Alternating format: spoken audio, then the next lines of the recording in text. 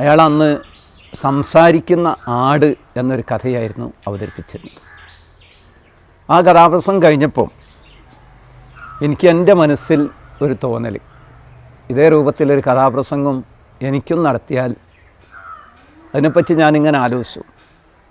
അത് ഒരു ചെറിയ പെരുന്നാളിനായിരുന്നു ആ പരിപാടി. പക്ഷേ അള്ളാൻ്റെ അനുഗ്രഹത്താൽ അടുത്ത ബലിപെരുന്നാളിനൊക്കെ തന്നെ സ്വന്തമായി എനിക്കൊരു കഥാപ്രസംഗം അവതരിപ്പിക്കാൻ കഴിഞ്ഞു. പ്രകാശത്തിൻ്റെ വഴിത്താര എന്നായിരുന്നു അന്ന് ഞാൻ പറഞ്ഞ കഥയുടെ പേര്. പക്ഷേ അത് ഇന്നെൻ്റെ ജീവിതത്തിൻ്റെ ഒരു വഴിത്താരയായി മാറിയതാണ്. എനിക്ക് ആദ്യമായി വേദി ഒരുക്കി തന്നത് പന്നിക്കോട്ടൂർ ഒരു മുസ്ലിം കൾച്ചറൽ സംഘമായിരുന്നു. അന്ന് മർഹൂം KM പന്നിക്കോട്ടൂർ എന്ന് പറഞ്ഞ ഒരു വ്യക്തി, അദ്ദേഹമായിരുന്നു അന്ന്